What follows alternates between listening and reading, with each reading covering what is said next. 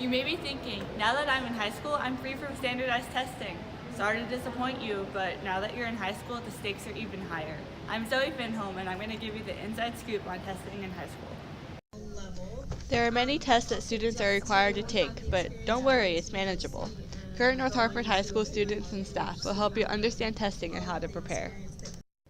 Entering high school can be stressful, and understanding how testing works can add to the confusion. Ms. Crenshaw will explain to you exactly what is involved in midterms and final exams. Hello. A midterm exam is a test that you'll take mid-year through a course that's a year-long course that tests on the information you learned in the beginning of the semester, in the semester-long class.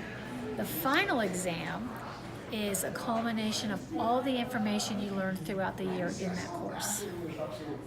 Every year, students are required to take various standardized tests. These tests are given between March and May, and in most cases, there is a score requirement in order to graduate. You can get more information on score requirements from your guidance counselor. Students are required to take the HSA that covers biology and American government, and part covering geometry, algebra 1, algebra 2, and English 10. MISA is a new standardized test, and it will cover different science concepts, and it will be taking the place of the biology HSA in the near future. Many students think that your score on the final exam will make or break your final grade in a class. Math teacher Mr. Wardle will explain to you how your final exam grade will determine the final grade you receive in a class. Kind of an easy analogy for a final exam, it's like a tiebreaker. So it doesn't count enough to completely change a grade. For example, if you were getting all A's and B's and then failed your final exam, it wouldn't count enough to all of a sudden make you get a D or E for the whole year. At the same time, if you were getting poor grades all year and then got an A on the final, it wouldn't be enough to change your grade to an A or B. So basically all it does is kind of break a tie is how much it's weighted. So for example, if you had 2 quarters where you had a B and 2 quarters where you had a C, then you're kind of tied, right? Half and half for C's and B's. So the final exam grade would just bump you to the higher grade if you did well on the final exam, or the lower grade if you did poorly.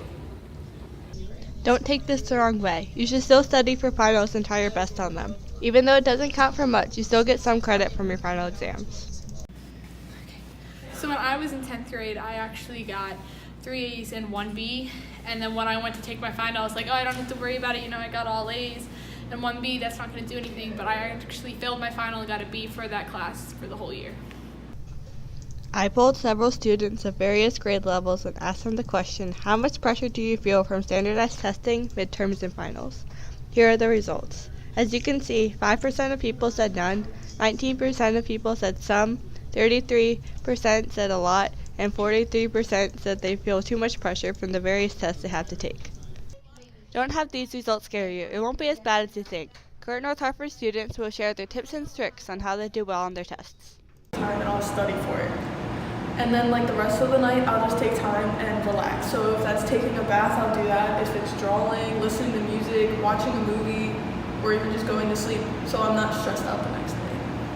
I read over my notes and I'll read over them a lot, and then when I think I'm ready, I cover them, the answers, and then I try to guess what each one is. I go back to the beginning of the unit or the beginning of whatever section it is the test we're taking, and I start from there and just go to the end until I know the material.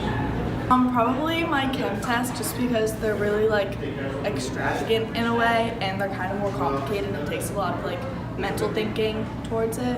Mm-hmm. And how have you improved your testing? I've taken multiple days to study, and I just keep going over the material, and I have my friends and my family help me study too. If I could tell my freshman self a better way to study, I would tell them to study with a friend, because then you can mix up the notes and quiz yourself on every possible topic in the class. I hope this information has helped you prepare for testing in high school. I hope you have a great freshman year. Thanks for watching.